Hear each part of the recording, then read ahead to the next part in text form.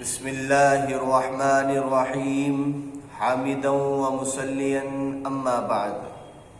محترم بزرگوں و دوستو، پیارے نبی صلی اللہ علیہ وسلم کی ہجرت کا مختصر واقعہ، مختصر خلاصہ آپ حضرات کی خدمت میں پیش ہے۔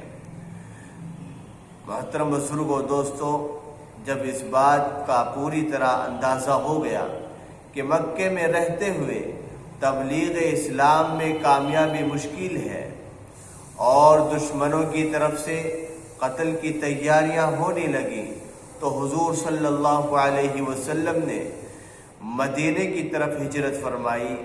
اول خفیہ طور پر صحابہ نے ہجرت کی اور پھر حضور صلی اللہ علیہ وسلم نے سفر فرمایا۔ حضرت صدیق اکبر رضی اللہ عنہ حضور صلی اللہ علیہ وسلم کے ہمراہ تھے، ساتھ تھے۔ حضرت علی رضی اللہ عنہ کو امانتیں پہنچانے اور دوسری مصلحتوں کی غرض سے مکے میں چھوڑ دیا تھا، جو تین روز بعد قباء میں اللہ کے نبی صلی اللہ علیہ وسلم کی خدمت میں حاضر ہو گئے۔ مکہ معظمہ سے نکل کر حضور صلی اللہ علیہ وسلم غار ثور میں 3 دن پوشیدہ رہے، پھر وہاں سے روانہ ہو کر حضور صلی اللہ علیہ وسلم قباء پہنچے۔ 3 آدمی اللہ کے نبی کے ہمراہ تھے۔ قباء میں کچھ قیام فرمایا، ایک مسجد کی تعمیر کی، جلسہ اور تقریریں ہوئیں، نماز با جماعت ادا کی گئی، پھر قباء سے مدینہ تشریف لائی۔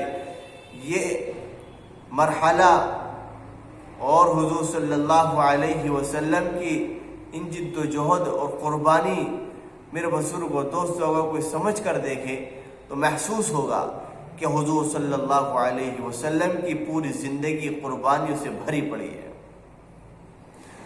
یہاں اول حضرت ابو ایوب انصاری رضی اللہ عنہ کے مکان پر قیام فرمایا۔ حضرت عمر فاروق رضی اللہ عنہ کے عہد خلافت میں ہجرت کے سال سے آغاز مان کر 1 مہینے کی ابتدا کی گئی، جس کو سن ہجری کہتے ہیں۔ یکم محرم الحرام سے یہ سن شروع ہوتا ہے۔ حضور صلی اللہ علیہ وسلم کا یہ مختصر واقعہ، اللہ کے نبی صلی اللہ علیہ وسلم کی ہجرت کی قربانیاں میرے محترم بزرگ و دوستوں بڑی انوکھی ہیں، بڑی دلچسپ ہے۔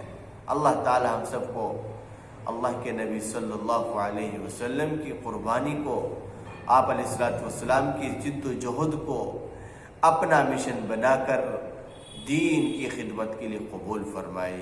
وآخر دعوانا ان الحمد للہ رب العالمین۔